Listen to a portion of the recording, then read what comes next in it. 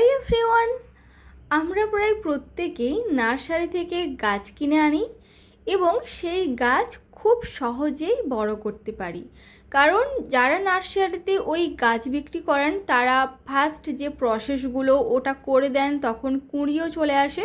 ফলে আমাদের সাপ্তাহিক কিংবা মাসিক পরিচর্যা করতে হলেও এই ভয়টা থাকে না যে গাছটাতে কুঁড়ি আসবে কিনা, ফুল ফুটবে কিনা, এছাড়াও অনেক ব্যাপার।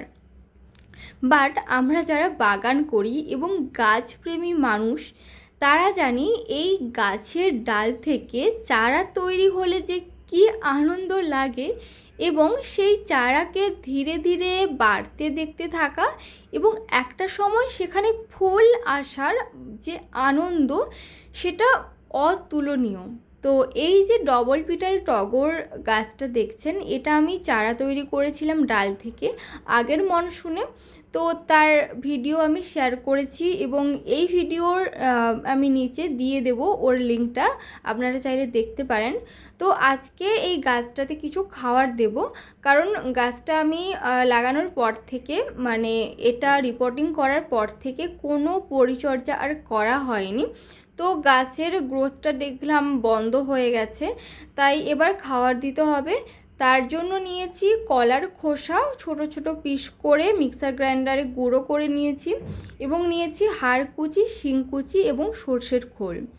গাছ বড় করতে হলে তো রুটও বাড়তে হবে, তো এই হাড়কুচি, শিংকুচি রুট বড় হতে সাহায্য করে এবং এই কলার খোসা গাছের বৃদ্ধিতে এবং ফুল আসতে প্রচুর পরিমাণে সাহায্য করে। তো যেটা করতে হবে, আমার কাছে যেহেতু দা ছিল তাই আমি দা দিয়ে খুঁড়েছি, কারণ আমার কাছে মানে বাগান করার জন্য যে সমস্ত সামগ্রীর প্রয়োজন তা আমার কাছে কিছু নেই বললেই চলে, শুধুমাত্র এই দাটা আছে। আর ঘরে যা টুকটাক জিনিসপত্র থাকে মোটামুটি আমার কাজ চলে যায়, তো আমি কিনি না কিছু আর। সেই কারণে দা দিয়ে গাছের আমি চারদিকটা একটু খুঁড়ে নিয়েছি। আপনারা চেষ্টা করবেন গোড়াটা যেন কোনো মতেই আঘাতপ্রাপ্ত না হয়।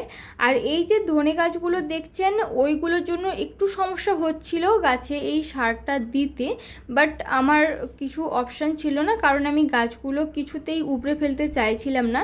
তাই ওগুলোকে রেখেই খুব ধীরে ধীরে আমি মাটিটা খুঁড়ে মানে জৈব সারটা দিয়ে আমি মাটিটা চাপা দিয়ে দিয়েছি এবং পরে দিয়ে দিয়েছি প্রয়োজন মতো জল। তো কিছুদিন পরেই দেখতে পাচ্ছেন নতুন নতুন পাতা এসছে এবং গাছটা কত হেলদি হয়েছে। তো আপনাদের ভিডিওটা ভালো লাগলে চ্যানেলটি অবশ্যই সাবস্ক্রাইব করবেন, আর কেমন লাগলো কমেন্ট করে জানাবেন। Thanks for watching. তো আজকের জন্য আসি, দেখা হবে পরবর্তী অন্য কোনো ভিডিওতে।